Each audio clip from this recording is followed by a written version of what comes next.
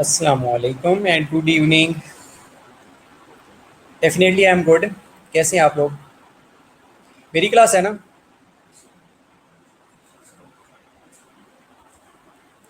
Lecture अभी update हो रहा है, अपलोड हो रहा है। जैसे अपलोड हो जाता है तो हम कंटिन्यू कर लेते हैं। हम लास्ट क्लास में डिस्कस कर रहे थे regarding liver failure, liver disorder के बारे में हम डिस्कस कर रहे थे। उसी को आज हम कंटिन्यू करते हैं, जिसमें हमने जॉन्डिस के बारे में डिस्कस किया था।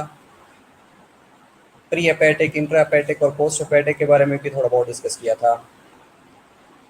ओके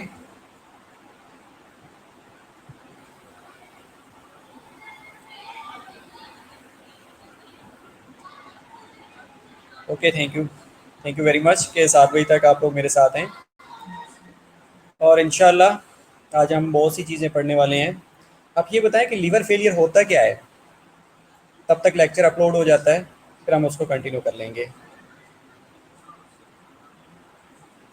बेटा, मैंने आपका टेस्ट रीग्रेड कर दिया था, रीचेक करके। उसमें कुछ लोगों ने तो बड़े ब्लंडर मारे हुए थे, मैं आप लोगों को बता नहीं सकता।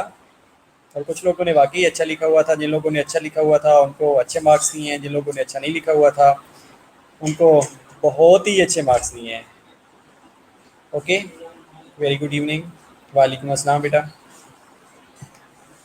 तो इसलिए be careful for the next time कि आप लोगों ने टेस्ट में क्या चीज़ आती है, उसको कैसे लिखना है।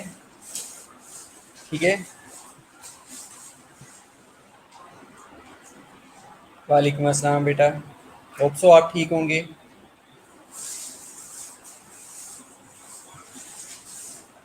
Okay,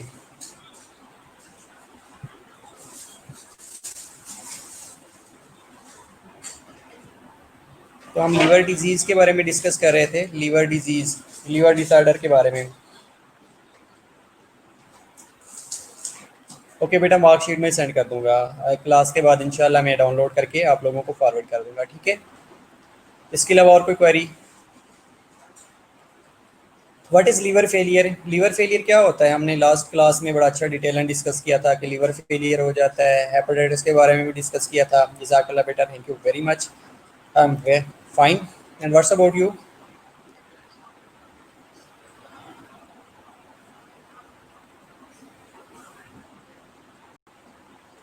Okay, liver failure is means that your liver is losing or has got lost all of its function.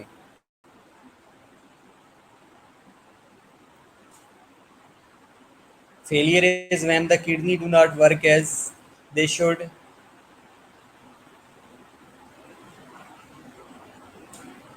Okay, liver failure is, I think, when the liver is losing or lost all of its function. अच्छा, Google की definition ये हो सकती है कि liver failure की, बाकी मैं तो इसको एग्री नहीं कर सकता कि लीवर फेलियर बेसिकली क्या चीज़ है। Can anybody define?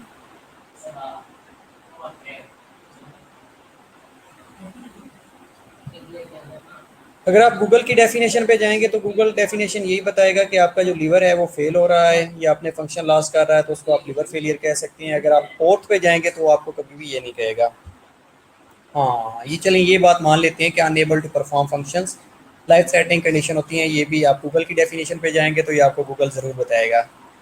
ओके, लेकिन पोर्थ क्या कहता है वो ज़रा पढ़िएगा। किसी के पास अगर पोर्थ है, किसी ने पढ़ा हो, कैन एनीबॉडी डिफाइन के व्हाट इज़ लीवर फेलियर या हेपेटिक फेलियर? नहीं, किसी ने नहीं पढ़ा होगा, है ना। बस सारे गूगल के ऊपर रिलाई करते हैं। बस पता चल गया आप लोगों का मुझे, है ना। एनी हाउ, मर्जी है आप लोगों की। अगर आप गूगल पे रिलाई करेंगे तो आई थिंक कि Google will not help in the UHS. ऐसे है ना कि गूगल आपकी यूएचएस में हेल्प नहीं करने वाला। सो बी केयरफुल। बुक पढ़िएगा जिसका आप रेफरेंस भी दे सकती हैं। ठीक है। ओके, चलें लीवर के बारे में थोड़ा सा और डिस्कस कर लें। Do not perform its function regularly. Very good evening बेटा। ओके, थोड़ा सा और इसको लीवर के बारे में थोड़ा सा और डिस्कस कर लेते हैं कि जो लीवर को सप्लाई होती है, ब्लड सप्लाई, ये कैसे होती है। मैंने बताया था कि डुअल ब्लड सप्लाई होती है। चले इतनी देर तक आप हम डिस्कस कर लेते हैं अनटिल अनलेस के बाकी लोग जब तक ऑनलाइन नहीं हो जाते। डुअल ब्लड सप्लाई कैसी होती है लीवर को, किसी को पता है? वेरी गुड इवनिंग बेटा। डुअल ब्लड सप्लाई कैसी होती है लीवर को, एनीबॉडी? होती है या सिंगल ब्लड सप्लाई होती है?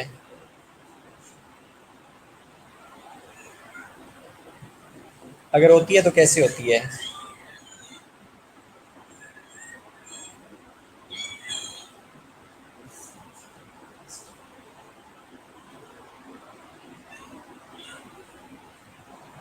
ओके, लीवर फेलियर और लीवर सिरोसिस में क्या फ़र्क है?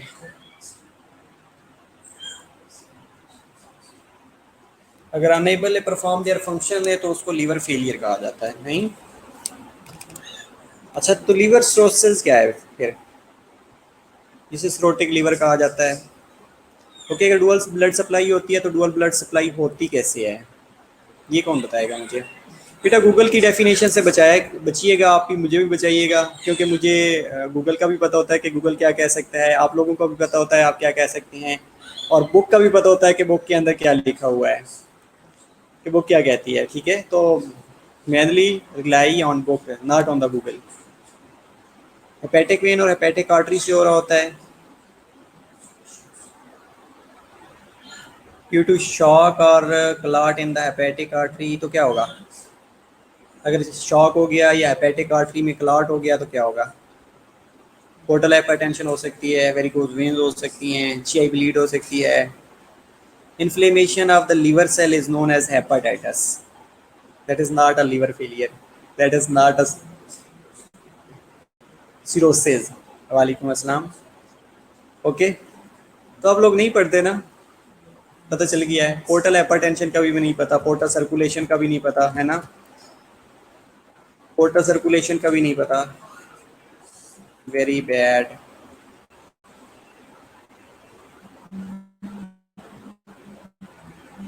मुझे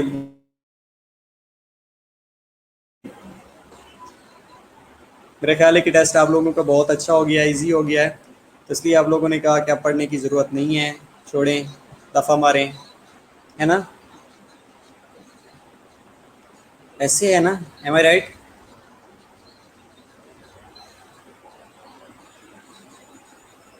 हेपेटिक वेन और पोर्टल आर्टरी से होता है। ओके, चलिए वेरी गुड, थोड़ा सा आपने बता दिया कि हेपेटिक आर्टरी और पोर्टल वेन से होता है, पोर्टल आर्टरी से होता है। अब बेसिकली जो सर्कुलेशन हो रही होती है ना, चले मैं आप लोगों को थोड़ा सा हेल्प आउट कर देता हूँ। जो आ रही होती है हार्ट से सर्कुलेशन, वो आ रही होती है थ्रू हेपेटिक आर्टरी, वो होती है 25% है, और जो 75% आ रही होती है वो पोर्टल वेन से आ रही होती है। अब पोर्टल वेन कैसे बनती है, आपको पता है कि जो आप खाना खाते हैं जीआईटी के अंदर जाता है, जीआईटी के अंदर जाने के बाद लिवर के अंदर जाता है फॉर डिटॉक्सिफिकेशन, उसके बाद अगेन ब्लड का हिस्सा बनता है। ये कैसे बनता है आपको पता है? Wow good. पोर्टल सर्कुलेशन जो स्प्लीन, इंटेस्टाइन, गॉल ब्लैडर से आता है, डेफिनेटली। Okay, very good. ठीक है, when the pressure of blood vessel increases in the portal artery. Okay, portal hypertension की बात कर लेते हैं, लेकिन आप लोगों को पता है कि जब आप खाना खाते हैं, खाना खाने के बाद इंटेस्टाइन का हिस्सा बनता है, वहाँ से अब्जॉर्प्शन होती है, अब्जॉर्प्शन होने के बाद वो खाना, जो डाइजेस्टिव मटेरियल्स होते हैं जो ब्लड के अंदर सर्कुलेट कर रहे होते हैं, वो ब्लड से लीवर के अंदर जाते हैं, कि उसके अंदर जो वेस्ट प्रोडक्ट्स होते हैं उनकी डिटॉक्सिफिकेशन होती है। Well cell when the pressure of the blood in the blood vessel increases in the portal artery. Okay, चलें ये भी अगेन गूगल से ले रहे होंगे डेफिनेटली। ओके, तो हम बात कर रहे थे कि पोर्टल सर्कुलेशन के बारे में, तो मैं आप लोगों को ये बता रहा था कि वो खाना जो आप खाते हैं, खाना खाने के बाद स्टमक के अंदर जाता है, देन इंटेस्टाइन के अंदर जाता है, then small intestine, large intestine के अंदर जाने के बाद दो तरह से वेन्स निकल रही होती हैं, one is splenic when, other is superior mesenteric when है। अब ये जो सुपीरियर मिजेंट्रिक वेन है और जो स्प्लीनिक वेन है, अब जब पेंक्रियास, स्टमक, इंटेस्टाइन या small portion of large intestine से जो निकल रही होती है vein, that is known as splenic vein, और दूसरी होती है सुपीरियर मिजेंट्रिक वेन है। अब जो सुपीरियर मेजेंट्रिक वेन और जो सप्लीनिक वेन होती है, ये ज्वाइन करती हैं, ज्वाइन करने के बाद ये बनाती हैं portal vein, hepatic portal vein. अब ये जो हेपेटिक पोर्टल वेन है, ये 75% ब्लड लेके लीवर की तरफ जा रही होती है। इसलिए जाती है कि वो खाना जो आपकी जीआईटी के अंदर ऑब्जर्व हुआ था, ब्लड का हिस्सा बना था, ब्लड का हिस्सा बनने के बाद पोर्टल वेन के अंदर गया, पोर्टल वेन से वो लीवर के अंदर गया, लीवर के अंदर से उसकी डिटॉक्सिफिकेशन हुई, डिटॉक्सिफिकेशन होने के बाद वो हेपेटिक वेन का हिस्सा बनी, हेपेटिक वेन ने इंफीरियर वेना केवा को ज्वाइन किया, इंफीरियर वेना केवा ने right side of the heart को ज्वाइन किया, और eight the and left side of the heart ने ब्लड को इजेक्ट किया, अब्डोमिनल एओर्टा के अंदर आया, अब्डोमिनल एओर्टा से अगेन सिस्टेमिक सर्कुलेशन में गया, जिसमें अगेन सिस्टेमिक सर्कुलेशन में जाने के बाद again portal hepatic hepatic artery का हिस्सा बना, देन लीवर के अंदर आ गया 25%, और 75% जो रिमेनिंग था वो अगेन सीआईटी की तरफ चला गया। राइट, कोई समझ आई है या बिल्कुल नहीं आई? पोर्टल सर्कुलेशन ये जो लीवर के अंदर आज जा रहा होता है, ओके गूगल से नहीं लिया, okay. when the liver becomes totally damaged by infection, अच्छा वो सिरोसिस हो जाता है, फिब्रोसिस नेक्रोसिस हम लेटर ऑन डिस्कस कर लेते हैं, ओके। तो ये समझ आइए जो मैंने आपको बताया कि पोर्टल सर्कुलेशन के थ्रू कैसे ब्लड को सप्लाई, लीवर को कैसे सप्लाई मिल रही होती है, ओके।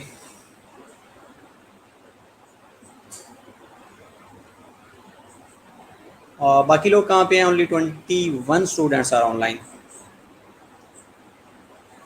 हमें 15 मिनट हो गए हैं राउंड अबाउट ऑनलाइन हुए, और देख लें बाकी लोग ऑनलाइन नहीं हो रहे। एनी हाउ, तो बात कर रहे थे हम पोर्टल सर्कुलेशन की। पोर्टल सर्कुलेशन की समझ आ गई? बाद में आप क्वेश्चन कीजिएगा कि सर पोर्टल हाइपरटेंशन क्या होती है, कौन बताएगा पोर्टल हाइपरटेंशन क्या होती है? पोर्टल हाइपरटेंशन क्या होती है?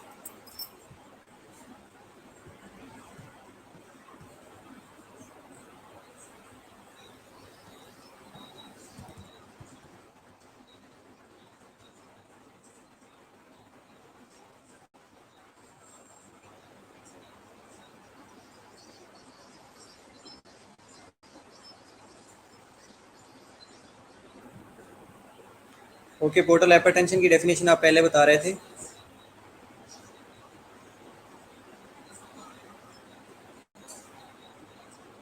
ओके, पोर्टल वेन, ओके बेटा दोबारा बता देता हूँ।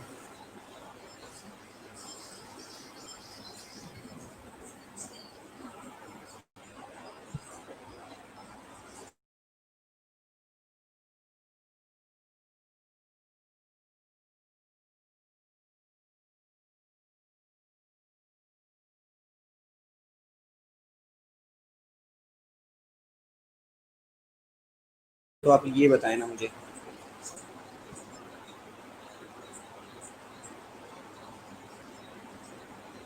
When the pressure exerted on the portal vein by the an obstruction, अगर obstruction नहीं होगी तो do you think कि portal hypertension नहीं होगी?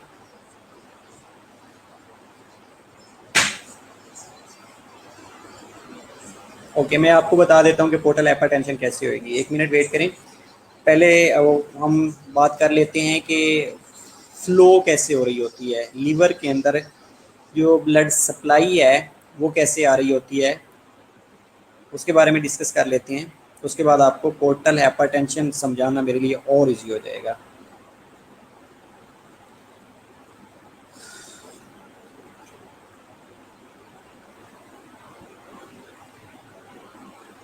ओके, तो जो पोर्टल हाइपरटेंशन है, हम ये बात कर रहे थे बेटा कि जो 25% होता है वो ब्लड सप्लाई आ रही होती है हेपेटिक आर्टरी से। गौर से सुनिएगा,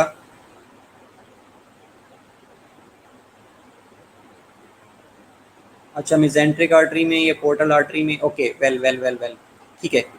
ओके, हम ये भी डिस्कस कर लेते हैं। वेट वेट प्लीज़, हम इससे पहले कि पोर्टल जो फ्लो है या सर्कुलेशन है उसके बारे में डिस्कस कर लेते हैं। बेटा मैं ये बता रहा था कि जो पोर्टल ब्लड सप्लाई है, जो लीवर को सप्लाई आ रही होती है, that is dual blood supply, okay. ये हमने डे फर्स्ट पे डिस्कस किया था कि जो ब्लड है उसको डुअल ब्लड सप्लाई होती है। अब ये जो डुअल ब्लड सप्लाई है ये कैसे हो रही होती है, इसके बारे में हम डिस्कस कर लेते हैं कि बेटा जो 25% होता है ना वो आ रहा होता है थ्रू हेपेटिक आर्टरी, और जो रिमेनिंग 75% होता है वो पोर्टल वेन से आ रहा होता है। अब जो total amount of blood liver को चाहिए होता है वो 20 से 25% कार्डियक आउटपुट है। Got it? Liver has dual blood supply consisting of two things. One is venous portal supply through the hepatic portal vein and arterial supply through the hepatic artery, right? Hepatic artery से आ रहा होता है और दूसरा portal vein से आ रही होता है। इसमें जो अप्रोक्सीमेटली है 25% of blood per minute enter into the liver through the hepatic artery. Okay, remaining जो 75% होता है वो थ्रू पोर्टल वेन होता है। अब सुनिएगा कि ये पोर्टल वेन से और ये इसका चक्कर क्या है बेसिकली। अब देखिएगा, जो लीवर है इसके अंदर डुअल ब्लड सप्लाई आती है। डुअल ब्लड सप्लाई कैसे आती है कि जब left ventricle of the heart contract करता है ना, एओर्टा के अंदर ब्लड आता है। वेल, अब जब एओर्टा के अंदर आ जाएगा तो एओर्टा की डवियन होना शुरू हो जाती है, अब्डामनल एओर्टा बनता है। अब्डामनल एओर्टा से हेपेटिक आर्टरी निकलती है। वेल, अब वो जो हेपेटिक आर्टरी है वो लीवर को ब्लड सप्लाई कर रही होती है, जो कि 25% ब्लड जा रहा होता है। और ये जो ब्लड होता है ये ऑक्सीजनेटेड ब्लड होता है। बाकी रह गया है यार, एक मिनट कॉल है।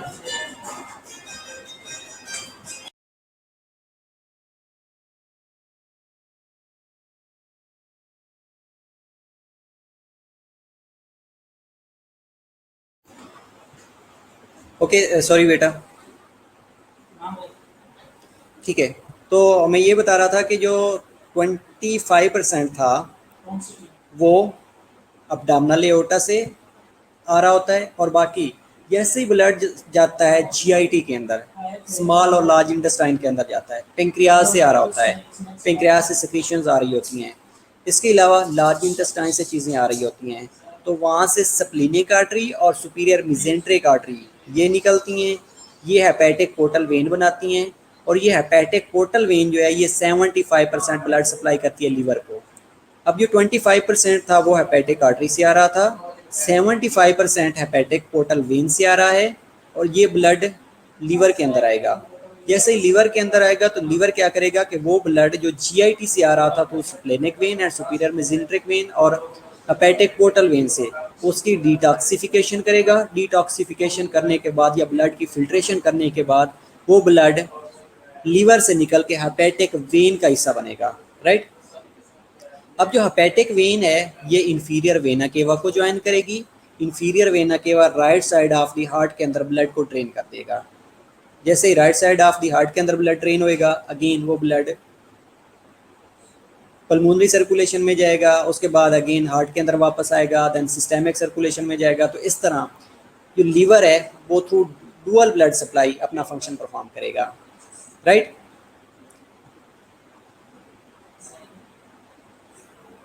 Increase pressure in the portal when. Okay, अब सोचिएगा कि ये जो पोर्टल हाइपरटेंशन है ये कैसे होती है। जब बेटा लीवर सिरोसिस हो जाता है ना, तो मेनली जो इंट्रा हेपेटिक रेजिस्टेंस है वो बढ़ जाती है। अब ये बढ़ती क्यों है? ये दो वजह से हो सकती है कि जब लीवर के अंदर फिब्रोसिस होना शुरू हो जाती है, ये होती कहाँ पे है? प्रीसाइनोसाइडल लेवल के ऊपर। प्रीसाइनोसाइडल लेवल के ऊपर फेब्रोसिस, लीवर की फेब्रोसिस हो चुकी होती है। ये जो हेपेटोसाइट्स होती हैं उनकी डेथ होना शुरू हो जाती है, उनकी नेक्रोसिस होना शुरू हो जाती है। अब जैसे ही उनकी नेक्रोसिस होएगी ना, तो उसके रिजल्ट में इंट्रा हेपेटिक रेजिस्टेंस बढ़ना शुरू हो जाएगी। प्री हेपेटिक की बात भी नहीं कर रहे, पोस्ट हेपेटिक की बात भी नहीं कर रहे, हम इंट्रा हेपेटिक की बात कर रहे हैं।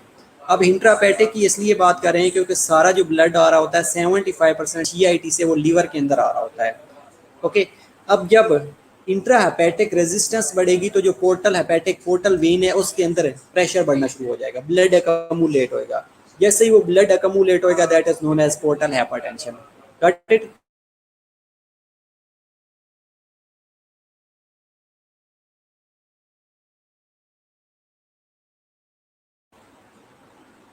तो ये जो बेटा जीआईटी से जो जा रहा होता है ये मिक्स ब्लड जा रहा होता है। ओके, तो पोर्टल हाइपरटेंशन के रिजल्ट में क्या होता है कि जो पोर्टल हेपेटिक वेन होती है ना उसके ऊपर प्रेशर बढ़ता है। जब उसके ऊपर बेटा अपना पेज रिफ्रेश करके देखने, हो सकता है आवाज़ सही आना लग जाए। बाकी लोगों को आवाज़ आ रही है? बाकी लोगों को समझ आ रही है? ओके, तो जब पोर्टल हाइपरटेंशन हो जाएगी तो उसके रिजल्ट में वेरिकोज वेन बनना शुरू हो जाती हैं, GI ब्लीड करना शुरू कर देती हैं, वराइसेस होना शुरू हो जाते हैं। ठीक है, तो इस तरह आज हमने ये डिस्कस करना है कि एक तो जॉइंटिस कैसी होती है, जो कि हमने लास्ट लेक्चर्स में डिस्कस किया था। ओके, कट कट के आ रही है, अपना पेज रिफ्रेश करके देख लें, सिग्नल प्रॉब्लम हो सकता है, लेकिन होप सो के बेटर हो जाएगी। चलिए मैं भी रिफ्रेश कर लेता हूँ पेज को।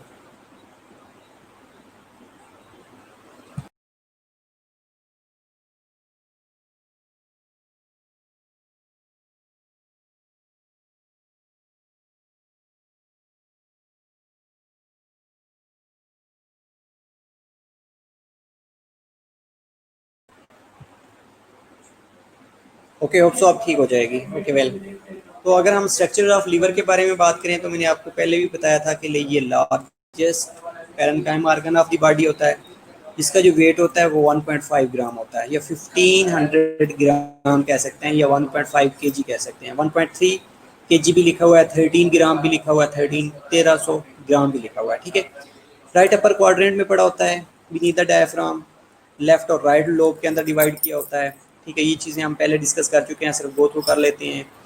ठीक है, डुअल ब्लड सप्लाई होती है, जिसमें हमने ये भी डिस्कस किया कि 25% जो होती है वो फ्रॉम द एओर्टा आ रही होती है, ये celiac trunk and hepatic artery. Okay well, और जो रिमाइंडर होता है वो reminder from the portal vein, जो कि 75% ड्रेन हो रही होती है into the capillary bed of the alimentary canal and pancreas. अब ये जो GITC आ रहा होता है basically that is rich in substances absorbed and secreted by the gut. कि GIT के अंदर जो अब्जॉर्प्शन हो रही होती है, ये जो खाने की ब्रेक डाउन होती है, तो वहाँ से जितने भी न्यूट्रिएंट्स या विटामिन होते हैं, ये जो अब्जॉर्ब सब्सटेंसेस होते हैं वो लीवर का हिस्सा बन रहे होते हैं, और लीवर डिटॉक्सिफिकेशन कर रहा होता है उसकी। ये एक डायग्राम दिखाई गई थी आपको, जिसमें पोर्टल सर्कुलेशन के बारे में दिखाया गया है कि किस तरह पोर्टल सर्कुलेशन होती है।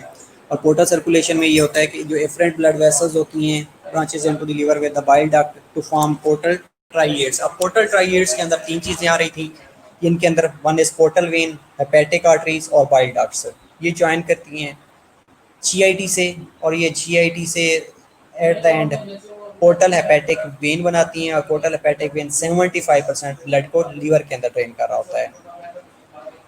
इसके अलावा blood from the hepatic artery and the portal vein drains into the hepatic sinusoids. Hepatic sinusoids क्या होते हैं? Basically these are sales known as epithelial cells. और ये जो एपिथेलियल सेल्स होते हैं, इनके अंदर कुफर सेल्स पड़े होते हैं, जो कि फिक्स माइक्रोफेजेस होती हैं।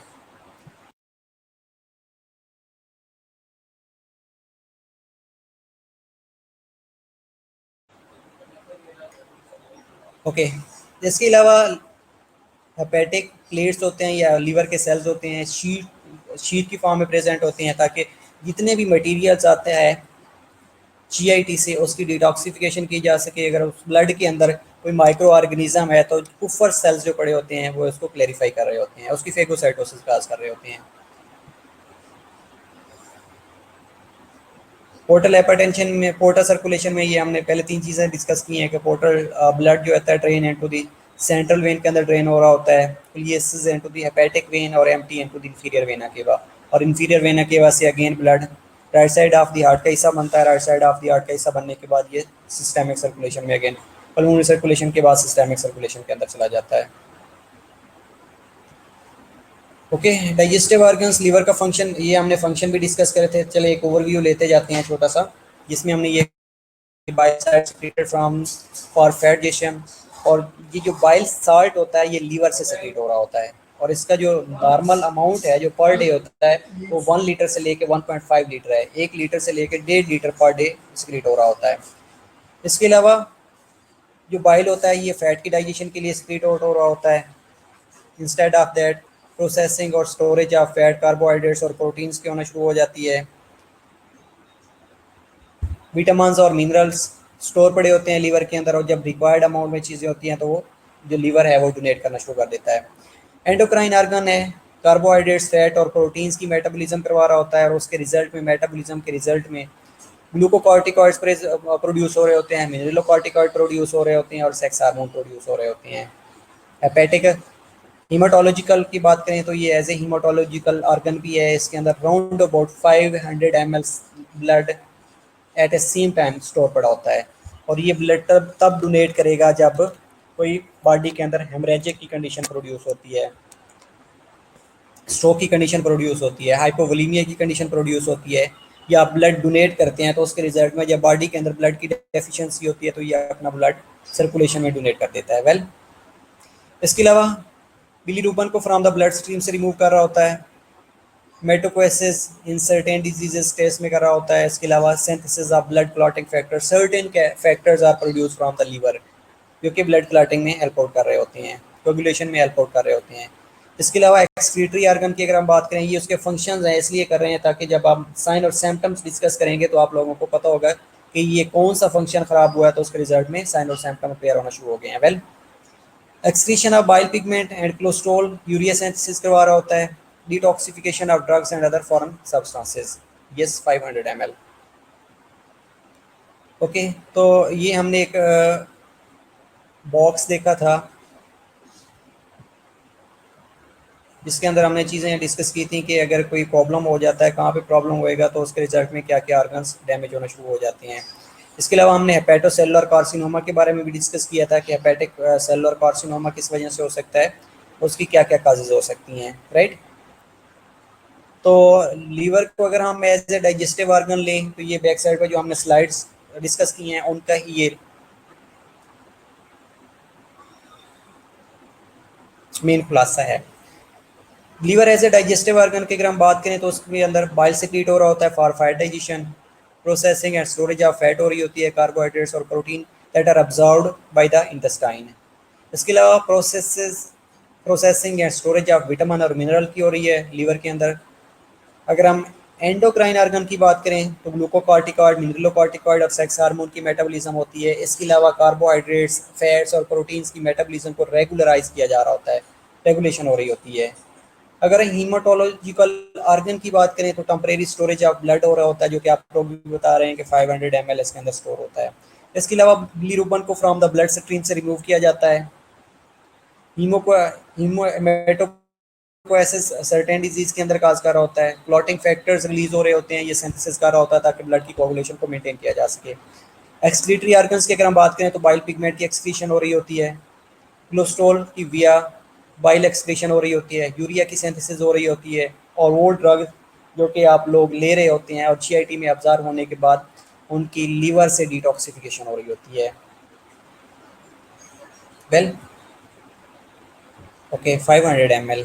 तो क्लिनिकल मैनिफेस्टेशन के बारे में बात करें तो जब हेपेटोसेलुलर फेलियर हो जाता है या हेपेटोसेलुलर कार्सिनोमा होने के चांसेस होते हैं तो उसमें भी क्लिनिकल मैनिफेस्टेशन जिनमें जॉन्डिस होना शुरू हो जाती है। अब जॉन्डिस की मल्टीपल काजेज हो सकती हैं, ये प्री हेपेटिक हो सकती है, इंट्राहेपेटिक हो सकती है, पोस्ट हेपेटिक भी हो सकती है। ये हम नेक्स्ट स्लाइड्स पे डिस्कस करते हैं कि पोस्ट हेपेटिक क्या होती है, इंट्राहेपेटिक क्या होती है और प्री हेपेटिक क्या होती है। इसके अलावा मसल वेस्टिंग होना शुरू हो जाएगी।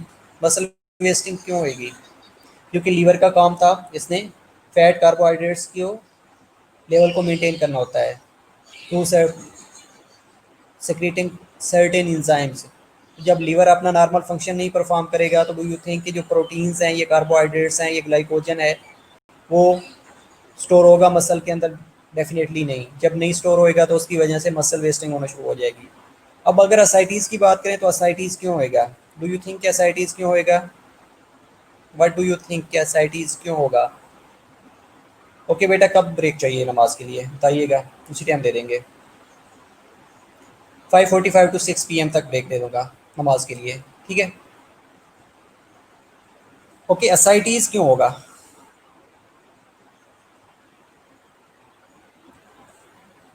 जल्दी। असाइटीज़ बेटा, लीवर एक प्रोटीन सिंथेसिस कर रहा होता है, मल्टीपल प्रोटीन्स की सिंथेसिस करता है, लेकिन मेनली अल्ब्यूमन की सिंथेसिस कर रहा होता है। ओके, 5:45 पे ब्रेक दे दूंगा, डोंट वरी, ठीक है। तो जो एल्ब्यूमन प्रोटीन है that is synthesize from the liver, जब लीवर से ये प्रोटीन सिंथेसिस नहीं होती तो उसके रिजल्ट में जो ऑनकोटिक प्रेशर है वो रिड्यूस होना शुरू हो जाता है, एक वजह। इसके अलावा दूसरी वजह ये होती है पोर्टल हाइपरटेंशन। जब लीवर फेलियर हो चुका होता है या लीवर की सिरोसिस हो चुकी होती है तो जो साइनोसाइडियल रेजिस्टेंस है वो बढ़ जाती है। जब साइनोसाइडियल रेजिस्टेंस बढ़ेगी तो वो लीड करती है पोर्टल हाइपरटेंशन को, और पोर्टल हाइपरटेंशन की वजह से भी असाइटीज़ हो रहा होता है। और उसमें पोर्टल हाइपरटेंशन में बेसिकली एक तो एल्ब्यूमिन का लेवल कम होता है, ऑनकोटिक प्रेशर रिड्यूस हो रहा होता है, दूसरा फ्लूइड ज़्यादा होने की वजह से हाइड्रोस्टेटिक प्रेशर बढ़ जाता है। जब हाइड्रोस्टेटिक प्रेशर बढ़ेगा तो फ्लूइड अब्डोमिनल कैविटी के अंदर अकमुलेट होना शुरू हो जाता है, that is known as ascites. Okay well, ठीक है। इसके अलावा impaired absorption of fat soluble vitamins from the GIT, definitely अगर हेपेटोसेलुलर फेलियर होएगा तो जीआईटी से जितने भी विटामिन अब्जॉर्ब हो रहे होते हैं, फैट सॉल्युबल्स होते हैं, उनकी इम्पेयर्ड अब्जॉर्प्शन होना शुरू हो जाएगी। विटामिन जिसके अंदर एडिक आता है, एडीई आता है, इसके रिजल्ट में अगर विटामिन डी डेफिशिएंसी होगी तो ओस्टियोमलेशिया होना शुरू हो जाएगा। अगर विटामिन के की डेफिशिएंसी होगी तो पुअर ब्लीडिंग डिसऑर्डर्स होना शुरू हो जाएंगे, या ब्लड क्लॉटिंग फैक्टर्स डेफिशिएंसी होना शुरू हो जाएगी, तो ब्लड की कोगुलेशन नहीं होगी, राइट। तो अगर कोई आप लोगों से पूछता है कि भाई अगर एक पेशेंट है उसको लीवर फेलियर हुआ हुआ है तो उसमें ओस्टियोमलेशिया डिवेलप हो रहा है, तो क्या आंसर करेंगे? ओके, कि विटामिन डी की डेफिशिएंसी होना शुरू हो जाएगी। वेल, दूसरी कंडीशन कि अगर आप लोगों से कोई पूछता है कि भाई विटामिन के की अब्जॉर्प्शन नहीं हो रही तो इसका क्या इफेक्ट पड़ सकता है बॉडी के ऊपर, तो आप लोग उसको बता सकते हैं। इसके अलावा प्लेटलेट्स का इंपॉर्टेंट रोल है, सर्टेन कोगुलेटिंग फैक्टर्स का इंपॉर्टेंट रोल है, लेकिन मेनली विटामिन के। आपने मोस्टली देखा होगा कि वो पेशेंट्स जिनको ब्लीडिंग की टेंडेंसी ज़्यादा हुई होती है या बीटीसी इंक्रीज हुआ होता है, ब्लीडिंग क्लॉटिंग टाइम इंक्रीज हुआ होता है, तो उनको विटामिन के इंजेक्शन भी लगवा दिए जाते हैं, ताकि हो सकता है कि विटामिन के की डेफिशिएंसी की वजह से उनका जो ब्लड क्लॉट है या क्लॉटिंग फैक्टर्स है उनकी प्रोडक्शन कम हो चुकी है और ब्लीडिंग टेंडेंसी बढ़ गई है। इसके साथ प्लेटलेट्स भी चेक कर लिए जाते हैं, अदर कोगुलेटिंग फैक्टर्स को भी देख लिया जाता है, ठीक है। इसके अलावा अब normal stage and release of glucose in the form of glycogen release होना शुरू हो जाती है, लाइक हाइपरग्लाइसीमिया, हाइपोग्लाइसीमिया हो सकता है, इनएडिक्वेट प्रोटीन मेटाबॉलिज्म हो सकती है जिसके रिजल्ट में decrease production of clotting factor, excessive bleeding होने के चांसेस हो रहे होते हैं अगर प्रोटीन मेटाबॉलिज्म नहीं होगी। हाइपोअल्बुमिनिया होना शुरू हो जाएगा अगेन अगर प्रोटीन की मेटाबॉलिज्म नहीं होगी, जिसकी वजह से एडीमा होना शुरू हो जाएगा। Related to low serum oncotic pressure, definitely oncotic pressure जब कम होएगा, that oncotic pressure is due to albumin protein. जब एल्ब्यूमिन प्रोटीन नहीं होगी तो ऑनकोटिक प्रेशर कम होएगा, ऑनकोटिक प्रेशर कम होने की वजह से एडीमा हो जाएगा, राइट। इसके अलावा empire processing of endogenous steroids hormone की इम्पेयर प्रोडक्शन होना शुरू हो जाएगी, मेंस के अंदर गायनेकोमास्टिया होना शुरू हो जाएगा, ये सारी प्रॉब्लम्स होना शुरू हो जाएगी, और वीमन के अंदर इरेगुलर मेंस्ट्रुएशन होना शुरू हो जाएगी। इसके अलावा पाल्मरमिया होना शुरू हो जाएगा, ये स्पाइडर टेलिएंजिएक्टेसिया, ये क्या होता है, ये लास्ट क्लास में बताया था।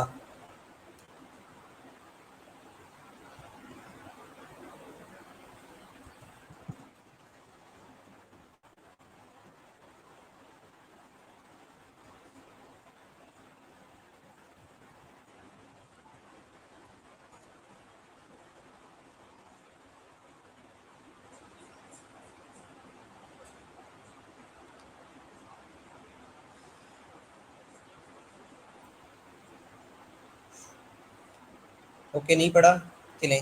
इसमें ये होता है कि स्पाइडर टेलिएंजिएक्टेसिया में ये होता है, जो ब्लड वेसल्स हैं ना ये डायलेट करना शुरू कर देती हैं, और जब इनकी डायलिटेशन होना शुरू हो जाती है तो एक स्पाइडर एक वेब लाइक स्ट्रक्चर्स बना देती हैं, स्पेशली इन द स्किन या म्यूकस मेम्ब्रेन के ऊपर, और इनके जो डायमीटर्स होता है ये वेरी कर रहा होता है, ये 0.5 से लेकर 1 मिलीमीटर तक हो सकता है।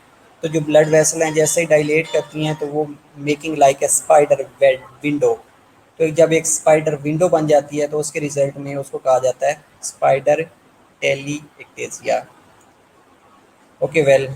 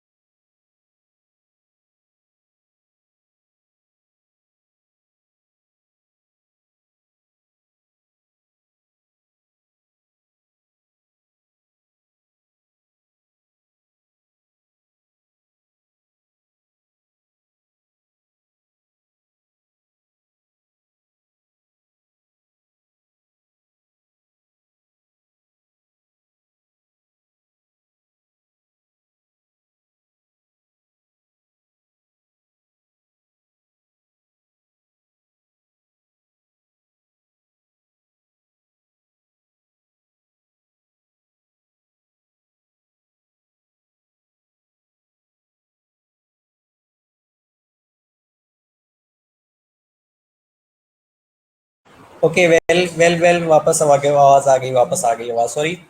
पाल्मर अरिथमिया क्या होता है? पाल्मर अरिथमिया में ये होता है कि जो आपके बोथ हैंड्स हैं ना, तो ये रेडिश होना शुरू हो जाते हैं, पाम्स ऑफ दी हैंड है। बेसिकली एक स्किन की कंडीशन होती है जिसमें यूजुअली जो कलर होता है ये चेंज होना शुरू हो जाता है। पाम्स ऑफ दी हैंड पे, बॉटम ऑफ दी हैंड पे हो सकता है, थंब और ये लिटिल फिंगर इसके अंदर इफेक्टेड हो सकती हैं।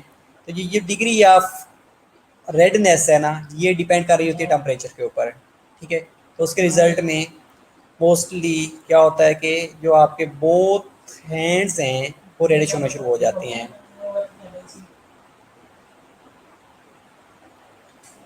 फिर ये सर्टेन कंडीशन में हो सकता है, लाइक प्रेगनेंसी में भी ये कॉमन होता है, पाल्मर रिथमियाज। इसके अलावा लीवर सिरोसिस हो चुकी है उसके अंदर भी ये कॉमन होता है।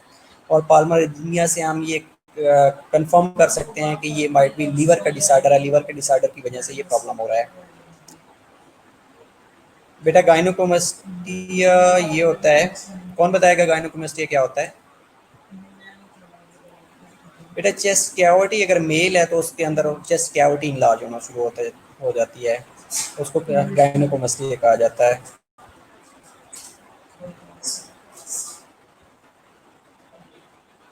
तो इसकी सर्जरी भी कर दी जाती है, स्पेशली वो पेशेंट्स कि जो जिनका ब्रेस्ट साइज इंक्रीज हो जाता है। मेल के अंदर अगर ब्रेस्ट साइज इंक्रीज हो रहा होता है ना, तो उसको कहा जाता है गायनोकोमेस्टिया। अब ये जो गायनोकोमेस्टिया होता है ये मोस्टली ग्लैंडुलर डिसऑर्डर्स की वजह से भी हो सकता है, या जो हार्मोन्स हैं उनकी इम्बैलेंस होने की वजह से भी हो सकता है। बेटा इसकी मल्टीपल काजेज हो सकती हैं।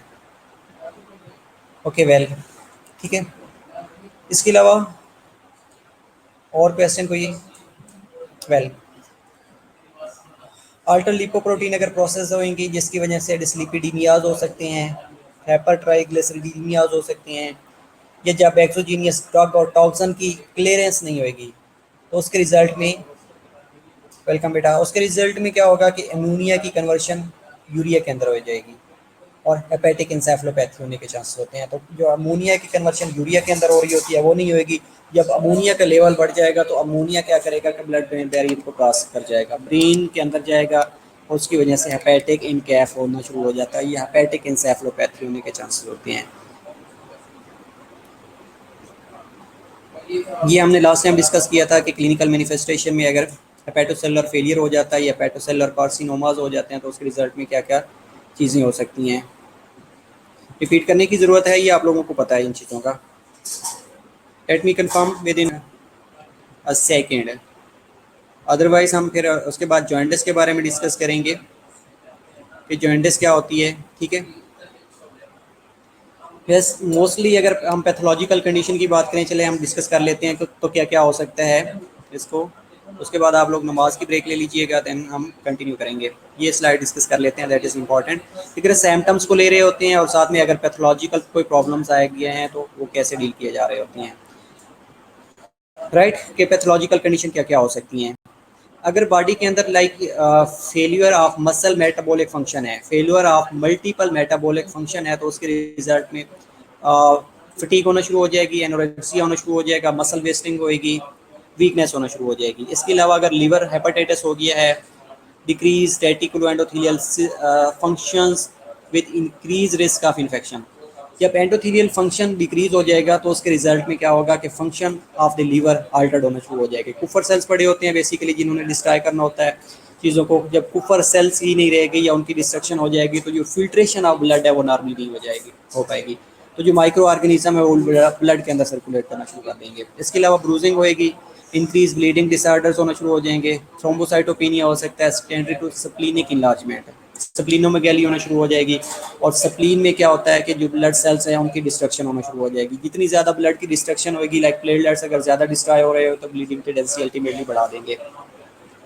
इसके अलावा अगर मेटाबॉलिज्म अल्टर्ड होएगा, सेक्स हार्मोन्स अल्टर्ड होंगे, क्रोनिक लीवर फेलियर होने के चांसेस होंगे, तो ये क्या करेगा कि पाल्मर अरिथमियाज का करना शुरू कर देता है, स्पाइडर टेलियम करना शुरू कर देता है, गायनोकोमेस्टियाज होना शुरू हो जाते हैं। ये वो फंक्शंस हैं जो कि हमने लास्ट भी डिस्कस किए हैं, लास्ट स्लाइड्स के ऊपर भी डिस्कस किए हैं।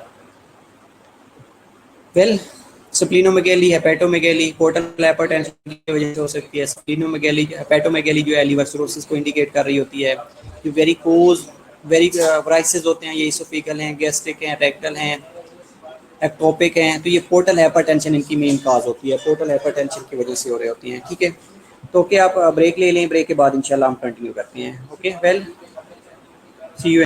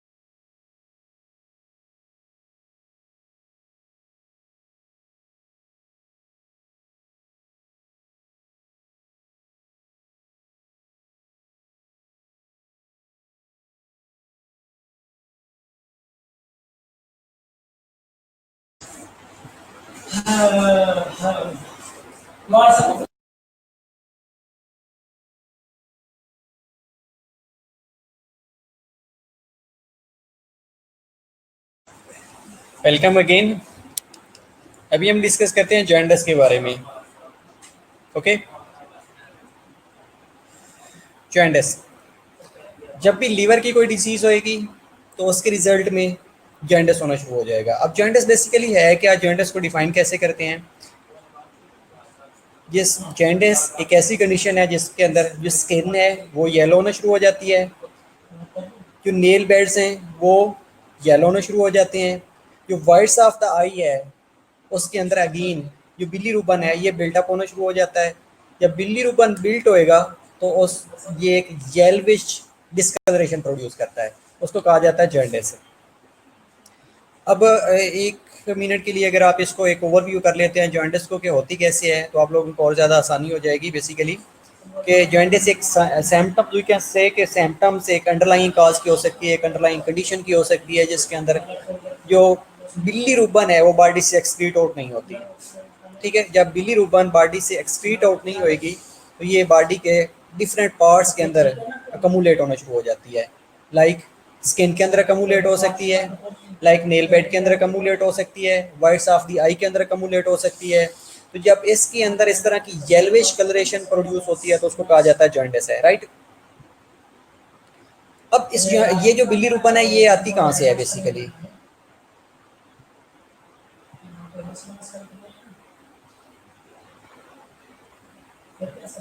आवाज आ रही है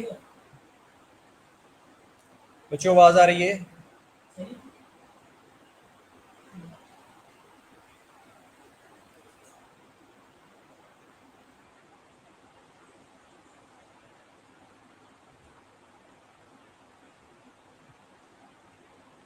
ओके,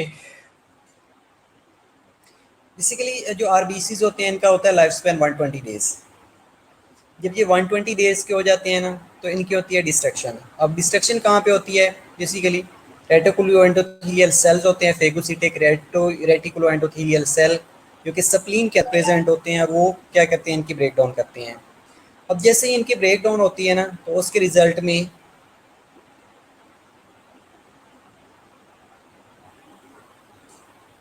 हीम इलेदा होना शुरू हो जाता है और जो ग्लोबुलन पार्ट है वो इलेदा होना शुरू हो जाता है।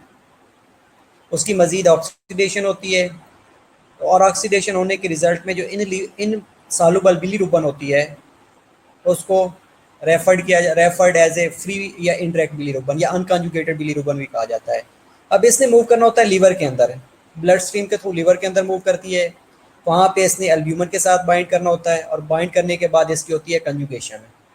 कंजुगेशन के रिजल्ट में ये जो एल्ब्यूमन होती है जो कि इनसॉल्युबल एल्ब्यूमिन होती है या अनकंजुगेटेड एल्ब्यूमिन होती है, उसकी कंजुगेशन होना शुरू हो जाती है।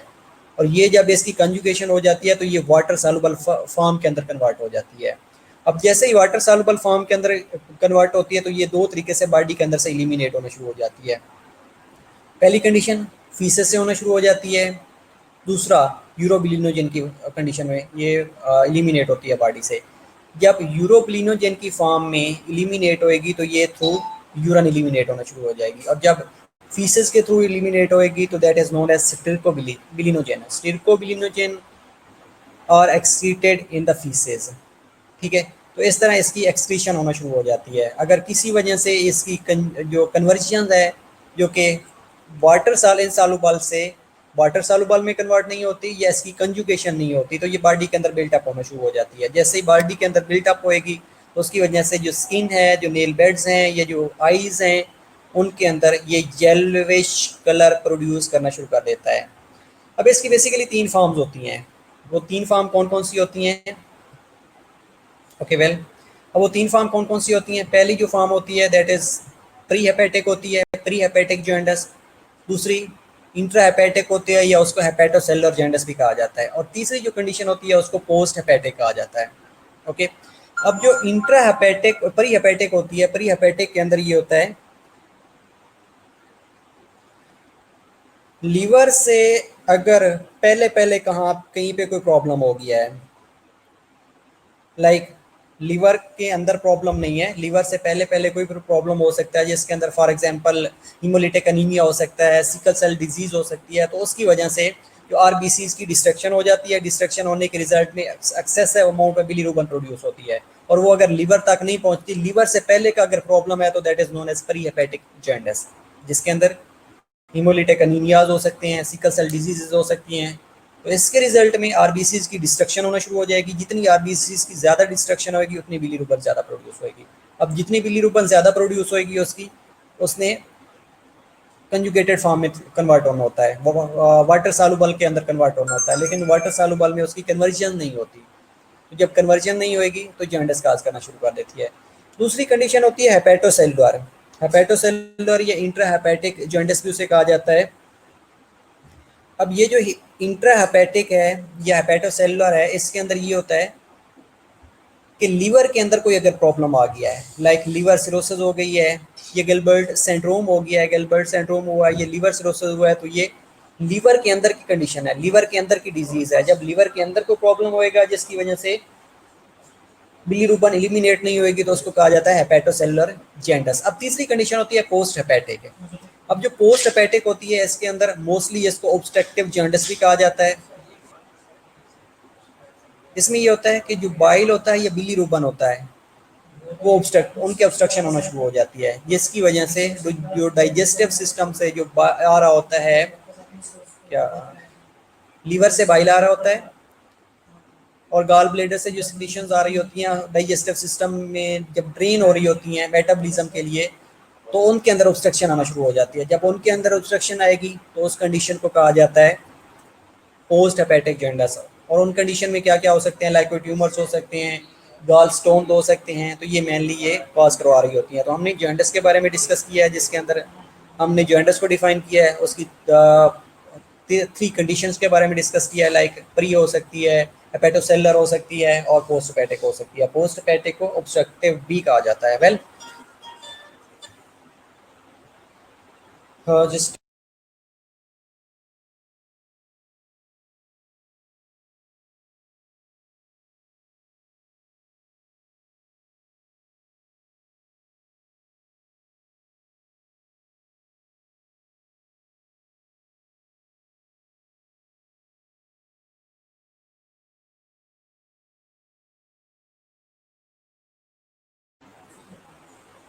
ओके।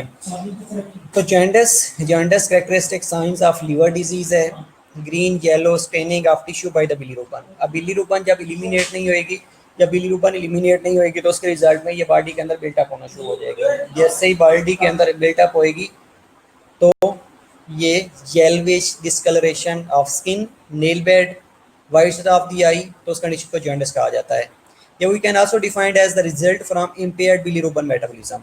अब बिलीरुबिन बन तो रही है, आरबीसीज की डिस्ट्रक्शन तो हो रही है, लेकिन कंजुगेशन नहीं हो रही, या इंसालुबल से सालुबल वाटर सालुबल फॉर्म में कन्वर्ट नहीं हो रही। तो जब ऐसी कंडीशन होएगी, चाहे वो प्री हेपेटिक है, चाहे इंट्रासेलुलर है, चाहे वो पोस्ट हेपेटिक है या ऑब्स्ट्रक्टिव है, तो उसको कहा जाता है ये जॉन्डिस है। अब मेनली इसकी काज लीवर हो सकता है। अब इसकी अगर पैथोजेनेसिस के बारे में अगर डिस्कस करें तो damage RBC lyses and release O2 carrying haemoglobin molecules. RBCs take up by the reticulo endothelial system, ये सेल्स होते हैं जो इनकी फेगोसाइटोसिस काज करते हैं। तब उसके रिजल्ट में क्या होता है कि जो हीम ऑक्सीनेज एंजाइम्स होता है सेपरेट्स हीम फ्रॉम द ग्लोबुलन। अब इसने क्या करना है, जो ग्लोबुलन चेन होती है या ग्लोबुलन प्रोटीन होती है उससे हीम को सेपरेट कर देना होता है। Opening of haem ring to release central ferrous atom release होते हैं बिलीवर्डन की फॉर्म में, और जो इंजाइम होता है बिलीरुबिन रिडक्टेज ये कन्वर्ट कर देता है बिलीरुबिन के अंदर। ओके, जब भी रेटिकुलो एंडोथेलियल सेल ने आरबीसीज की ब्रेकडाउन की तो उसके रिजल्ट में ऑक्सीजनेज ने हीम को फ्रॉम द ग्लोबुलन सेपरेट कर दिया। उसके रिजल्ट में क्या होगा कि जो हीम रिंग है वो रिलीज होके सेंट्रल फेरस आइटम जो कि बिलीवर्डन के अंदर कन्वर्ट होएगा, और biliverdin is converted into bilirubin in the presence of bilirubin reductase, that is an enzyme. Okay, जैसे बिलीरुबिन में कन्वर्ट हो जाता तो ये अनकंजुगेटेड बिलीरुबिन होती है, ये इनसॉल्युबल बिलीरुबिन होती है। तो ये बॉडी से इलिमिनेट नहीं होती। जब इलिमिनेट नहीं होगी तो ये बॉडी के अंदर बिल्टअप होनी शुरू हो जाती है और इसको इलिमिनेशन के लिए इसने अगेन लीवर के अंदर जाना होता है। Bilirubin unconjugated is released into the plasma and transported to liver. Definitely liver के अंदर जाएगी। ये लिपिड सॉल्युबल होती है और can be displaced from the albumin by the fatty acid. उसके बाद ये एल्ब्यूमिन के साथ अटैच होती है by fatty acid and certain organic anions, जिसमें सल्फोनामाइड्स हैं, सल्सिलेट्स हैं। अगर ये इलिमिनेट नहीं होएगी या अनकंजुगेटेड फॉर्म के अंदर रहेगी तो ये कर्नेक्टेरस काज करवा सकती है। बच्चों के अंदर, न्यूनेट्स के अंदर कर्नेक्टेरस काज करवा सकती है और लीडिंग टू इंसेफलोपैथी भी काज करवा सकती है। अब कर्नेक्टेरस क्या चीज़ होती है? पीड्स में आप लोगों ने पढ़ा होगा कि कर्नेक्टेरस क्या होता है। किसी को पता है? नहीं?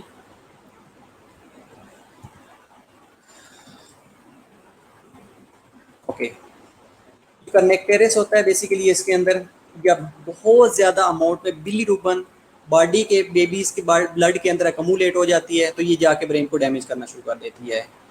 और जैसे ही कर्नेक्टेरस होएगा तो उसके साथ अदर प्रॉब्लम्स होना शुरू हो जाते हैं। लाइक ब्रेन की अगर डेवलपमेंट हो रही होती है तो वो नहीं होती, इंटेलेक्चुअल एबिलिटीज़ नहीं होती, विजन के अंदर प्रॉब्लम्स आना शुरू हो जाती हैं, सर्टेन अदर कंडीशंस हैं। तो कर्निकटेरस जिसके अंदर बिलीरुबिन का लेवल बहुत ज़्यादा बिल्टअप हो जाता है और बिल्टअप होने के रिजल्ट में ब्रेन को डैमेज करना शुरू कर देता है।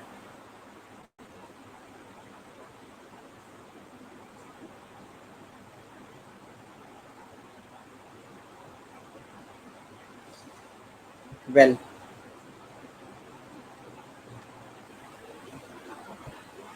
ओके। इसके अलावा special transport protein in the liver, अब ये इसको क्या करती है, एक्सट्रैक्ट करती है unconjugated bilirubin from the plasma. और बिलीरुबिन इज बाउंडेड कंजुगेटेड होती है विद H2O2 सॉल्युबल, कन्वर्ट हो जाती है। इन सॉल्युबल से ये वाटर सॉल्युबल के अंदर कन्वर्ट होती है और जैसे ही वाटर सॉल्युबल के अंदर कन्वर्ट होती है तो देन इसकी एलिमिनेशन होना शुरू हो जाती है। और वाटर सॉल्युबल जैसे ही बन जाती है तो ये बाइल की फॉर्म में, बाइल डक्ट्स की फॉर्म में कुछ GIT से एलिमिनेट हो जाती है और GIT के अंदर कुछ अब्जॉर्ब भी हो जाती है। Bile is transported through the biliary system to the small intestine के अंदर जाएगी जहाँ पे passes to the colon to be broken down into the urobilirubin के अंदर कन्वर्ट होएगी। कुछ कोलोन के अंदर अब्जॉर्व हो जाती है जैसे मैंने पहले बताया है और re excreted by the kidney and liver, और किडनी और लीवर से री एक्सक्रीट हो जाती है। अगर जॉइंटिस उन कंडीशन में होएगी जब इसके अंदर कहीं पे भी ऑब्स्ट्रक्शन आ गई है। इसके पाथवे जो कि हमने इस स्लाइड्स के ऊपर 2 से 4 स्लाइड्स के ऊपर डिस्कस किया है कि इस पैथोजेनेसिस में या इस पाथवे के अंदर कहीं पे भी कोई ऑब्स्ट्रक्शन आ गई है, कहीं पे भी कोई डिसफंक्शन हो गया है तो वो लीड करेगा जॉइंटिस को। राइट, ये एक डायग्राम है। डायग्राम में ये दिखाया गया है कि ये जॉइंटिस होती कैसे है, कैसे कैसे ये इसकी कन्वर्जन हो रही होती है। ओके, प्री हेपेटिक की बात करें तो प्री हेपेटिक के अंदर मेनली मैंने पहले भी जैसे आपको बताया है कि प्री हेपेटिक के अंदर हीमोलिटिक कोई भी डिजीज़ हो सकती है, लाइक हीमोलिटिक अनीमियाज हो सकती हैं। ओके बेटा, बेटा पेज को रिफ्रेश करके देखें ज़रा।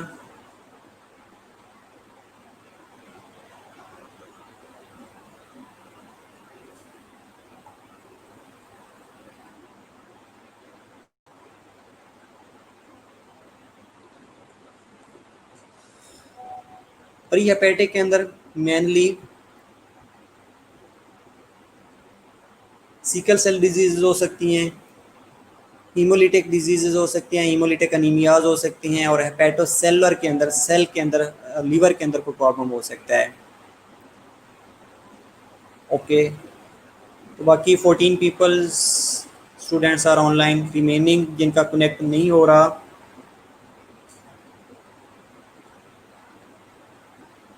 वो अगेन ट्राई करें, हो सकता है कि माइट भी कनेक्ट हो जाए।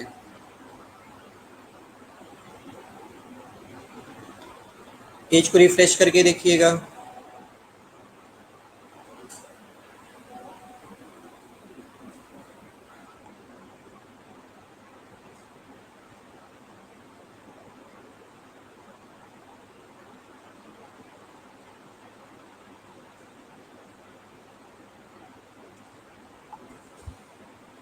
प्री हेपेटिक के अंदर हीमोलिसिस हो सकती है, इनफेक्टेड एरिथ्रोपोएसिस होने के चांसेस होते हैं। और जब इनइफेक्टिव एरिथ्रोपोएसिस होएगी या प्री मैच्योर एरिथ्रोसाइट्स प्रोड्यूस होंगे तो उनकी ब्रेक डाउन होना शुरू हो जाएगी। जिस तरह हमने हीमोलिटिक अनीमियाज में डिस्कस किया है,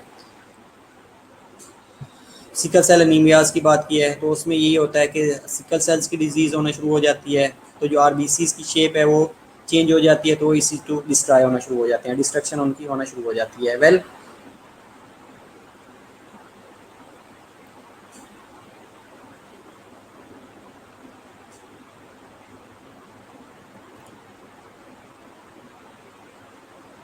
इसके अलावा reabsorption of large hematomas in the patients with mild liver disease, frequent and harmless causes of mild jaundice related to unconjugated hyperbilirubinemia। अब हो सकता है उसकी अनकंजुगेशन नहीं हुई, लाइक कंजुगेशन नहीं हुई, वो फैट सालुबल से वाटर सालुबल के अंदर कन्वर्ट ही नहीं हुई। जब कन्वर्ट नहीं होएगी तो अगेन बॉडी के अंदर बिल्टअप होना शुरू हो जाती है। जैसे ही बिल्टअप होएगी तो ये जॉन्डिस को लीड करेगी, प्री हेपेटिक। इसके अलावा हेपेटिक काजेज क्या क्या हो सकते हैं, ये इंट्रासेलुलर भी से कहा जाता है या इंट्रा हेपेटिक भी कहा जाता है। Hepatic steps in the bilirubin metabolism, जिसमें म्यूटेशन आना शुरू हो जाती है।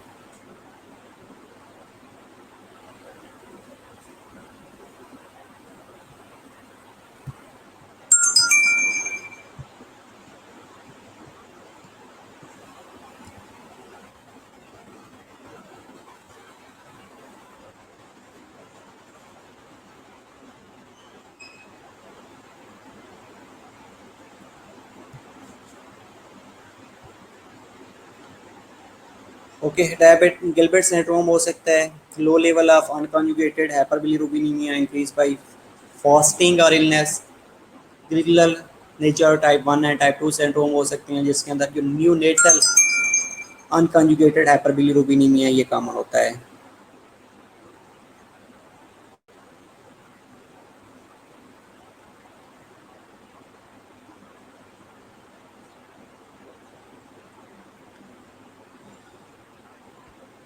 ओके, इसके अलावा पोस्ट हेपेटिक में क्या क्या काज हो सकती है, लाइक टोबन जॉनसन सिंड्रोम हो सकता है, टोटर सिंड्रोम हो सकता है, कंजुगेटेड हाइपरबिलीरुबिनेमिया हो सकता है, कोई भी ऑब्स्ट्रक्शन पोस्ट ऑब्स्ट्रक्शन हो सकती है, फिनोथायजीन्स की वजह से हो सकती है, sex hormones in the womens, high level of normal pregnancy causing benign processes of pregnancy, इसकी वजह से हो सकती है। इसके अलावा पोस्ट हेपेटिक कॉज के अंदर mechanical obstruction of bile duct, कोई ट्यूमर हो गया है, कोई स्ट्रिक्चर्स हो गया है, कोई गॉल स्टोन्स बन गए हैं, तो उसकी वजह से भी जॉन्डिस होने के चांसेस होते हैं। ओके, अगर हम इवॉल्वेट करना चाहें पेशेंट्स को, कि पेशेंट्स के अगर हम इवॉल्यूशन करना चाहते हैं कि किस तरह इसको इवॉल्वेट किया जाता है, तो मेनली सर्टेन्स पहली जो चीज़ होती है उसमें हमने कंप्लीट हिस्ट्री लेनी होती है पेशेंट्स की। दूसरा आता है फिजिकल एग्जामिनेशन के अंदर। अब जो फिजिकल एग्जामिनेशन है, फिजिकल एग्जामिनेशन के अंदर टेली इंजेक्टेजिया, ये क्या होता है पहले भी हमने डिस्कस किया है। चलें, जो लोग जिनका नहीं लिंक मिल रहा या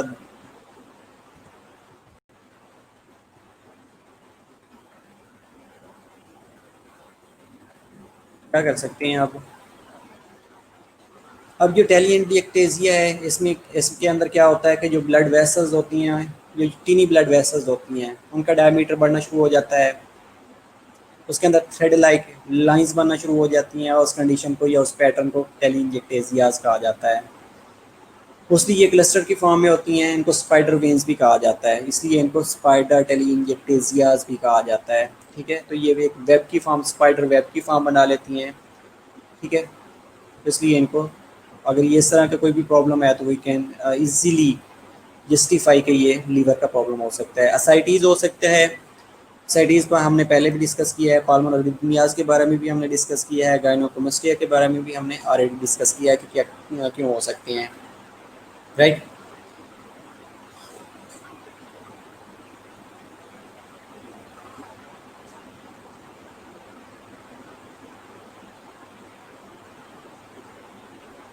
ओके, इसके अलावा टेस्टिकुलर एट्रोफी हो सकती है, हेयर लॉस हो सकते हैं, central obesity with peripheral muscle wasting का प्रॉब्लम भी हो सकता है।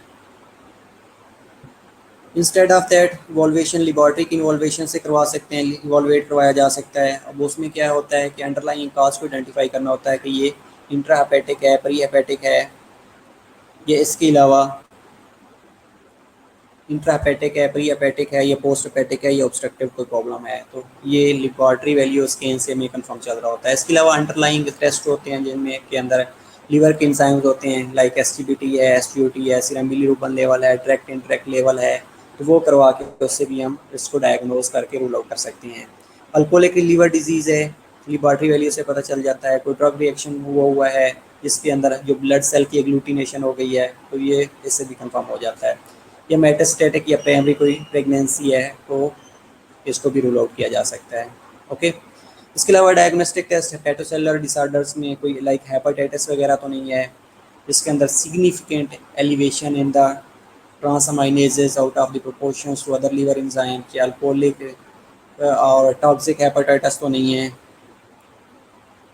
ओके, इसके अलावा अल्कोहलिक, ओके जिनका ओपन नहीं हो रहा, let me confirm with the coordinator कि क्यों नहीं ओपन हो रहा लिंक इनका।